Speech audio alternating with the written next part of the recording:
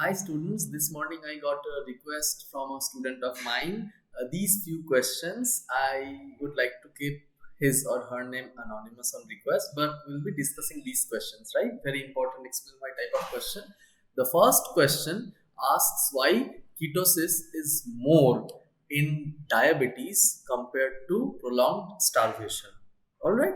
The second question is why colloids are important and they have got biochemical or clinical function. And lastly, ribosome is the ultimate ribozyme. All right. So let us take up these questions one by one.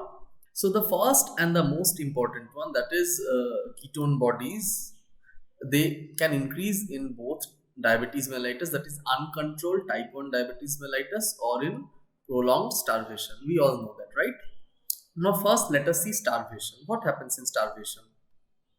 When a body or a human, living human, is in state of starvation, first the carbohydrates get depleted from the body.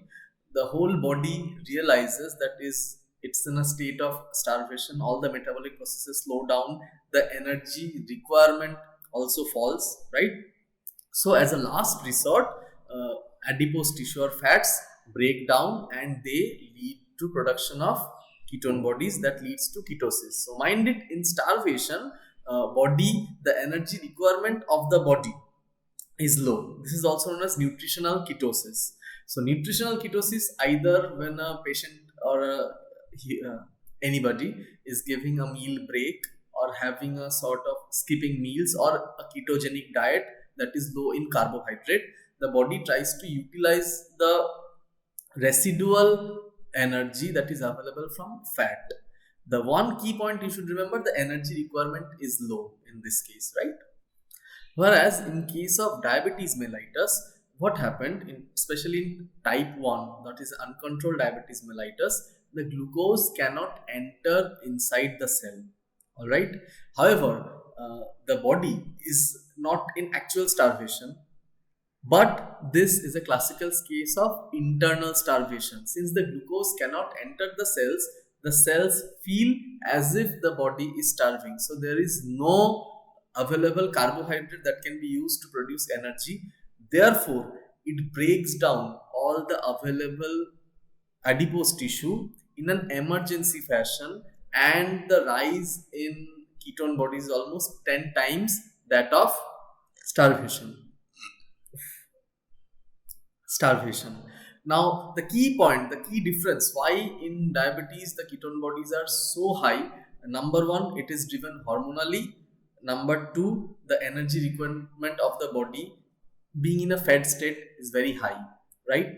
Whereas in starvation, the body has already acclimatized to the low energy requirement state. Therefore, in no way nutritional ketosis or starvation ketoacidosis can surpass the amount of ketone bodies that is generated in diabetes mellitus. The common thing, carbohydrate is not available, ketone bodies are produced as the body tries to supply energy by breaking down fats. However, in case of type 1 diabetes mellitus, it is an emergency situation where body is thinking as if it is internally starved. So all the lipids are broken down in a cascade fashion under hormone action, and that is why ketone bodies amount is so very high compared to starvation. The next explain why deals with colloids. Right now, colloids, the number one clinical use is volume expander or plasma expander. So colloids are almost always intravenously given to a patient who has got shock, either maybe due to blood loss, trauma, dengue, or any other hemorrhagic condition where the volume is very low. What happens in shock? The volume of blood inside the blood vessels get drastically reduced, so there is not enough perfusion pressure in order to supply the end organs. Means heart will not get enough blood, brains will not get enough blood. We are mainly worried about brains in shock, right? So we can do one of the two things: either we can uh, transfuse a lot of blood, which is not always ideal or available, right? Or the amount of fluid lost should be replenished. So if there is a huge hemorrhage, Generally, if we give crystalloid, we need to give exactly the same amount of fluid which has been lost in bleeding. Generally, it's not always possible. It's not possible to give 5 6 liters of fluid.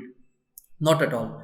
There comes the role of colloids, because colloids have got much larger size of their particles. So what happens when injected intravenously in the bloodstream, that is intravascularly, they usually are not permeable through the capillaries and the walls of the blood vessel.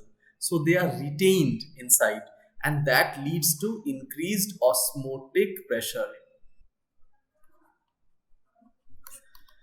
So, when osmotic pressure is increased intravascularly, as per Starling's law and the general law of osmosis means the fluid will come from outside, it will go, the fluids will be driven inside, and the volume of plasma intravascularly will expand, right? So by just giving 500 ml of colloid, we can mimic a situation as if 2 liters of crystalloid have been infused.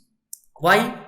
As I told you, the size are more particles, they are not allowed to permeate out, they increase osmotic pressure, and thus the volume expands. So clinical use in severe dehydration, shock, blood loss, they are used as a volume expander when increased intravascularly, as the of amount volume of colloids needed is much less compared to crystalloids. And the last one, ribosomes are ultimate ribozymes. In order to understand this, we need to know what is a ribozyme. Well, ribozymes are ribonucleic acid enzymes that are present in RNA, that are actually RNA molecule that can catalyze various reactions. It can include many reactions, and they are very vital. Ribozymes are not present in every cell, but their functions are vital. They include splicing and whatnot, right? So they are enzymes basically, but they are RNA molecules. Now, ribosomes. What is the main function of ribosomes? You got it? That is protein synthesis, right? They catalyze various reaction of translation. Now, if we look carefully in the structural part of ribosome, that is catalyzing this reaction of translation, or that is actively involved in translation process, those are nothing but ribozymes, right? So ribosome that are helping in protein synthesis, the structural areas that are actually helping in protein synthesis, these are actually ribozymes.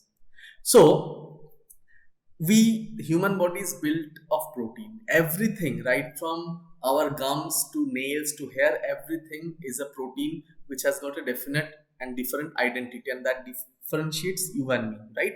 So considering the machinery that is doing the most vital function in regards to enzymology is protein synthesis, and that is being done by ribosomes. And who is doing, and which part of ribosome is doing this protein synthesis? That is ribozymes. All right. So this explains the very sentence that ribosomes are the ultimate ribozymes. Ribozymes can catalyze many functions, but protein synthesis is one of the most vital function of them, and the ribozymes that are helping in protein synthesis are present in ribosomes. So I hope this is clear. If it's not clear, feel free to get back to me in the comment section, and I will personally clear all your doubts. And I will see you soon with another video, and feel free to post bunch of questions so that we can make future videos. Anyways, I'll see you soon. Thanks for watching. Bye and take care.